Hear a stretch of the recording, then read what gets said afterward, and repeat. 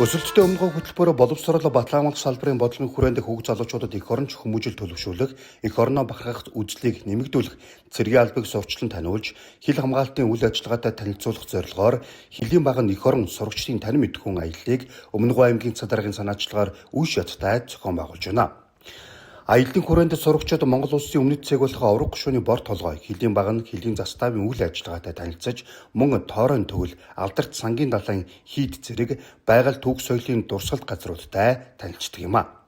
Энэхүү аялал нь сурагчдад эх орон нутаг орон түүх соёлоороо бахархах үзэл төлөвшүүлэхийн зэрэгцээ хил хамгаалах үйл ажиллагаатай танилцаж орон нутгийнхаа байгалийн үзэсгэлэнт газрын талаар мэдлэг ойлголтоо нэмэгдүүлэх ач холбогдолтой.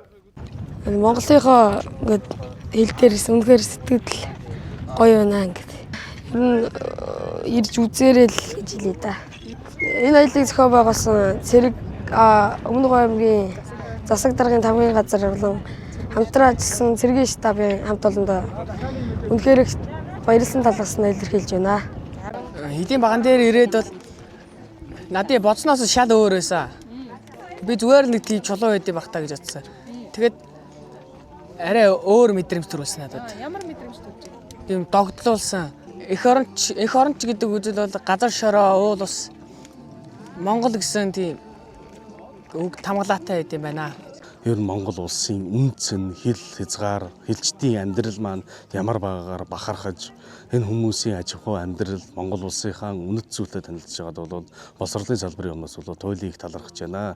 Тэгээ энэ бол Монгол улсынхаа ирээдүйн хүүхэд багчуудынхаа төлөө хийж байгаа чухал үйл ажиллагаа. Тэгээ хоёрдугаарт нь бол ер нь хэлчид гэдэг хүмүүс маань яаж амьдардаг, хэлчдийн амьдрал ямар үн цэнээр бүтдэг, энэ хүмүүсийн аж ахуй амьдрал ямар байгааг одоо бас газар дээр нь үзэж танилцсан чухал арга хэмжээ болж байна. Танин мэдэх хүн тусаад хэлд өнөөдрийн байдлаар Өмнөгов аймгийн ерөнхий боловсролын 23 сургуулийн дунд ахлагангийн нийт 460 гаруй сурагч 92 багш ажилтан хамрагдаад байна. Аяллын хугацаанд сурагчид Хөлийн бүс нутгийн онцлог, цэргийн албаны дэг журам, эх оронч хүмүүжлийн ач холбогдлыг боддоор ойлгон мэдэрч, багийн зохион байгуулалтанд ажиллан хамтын ажиллагаа сахилга хариуцлага, бие даах чадвараа хөгжүүлж, үе тэнгийнхэнтэйгээ туршлага солилцсон танин мэдэх хүрээгээ тэлэлцээр байнамаа.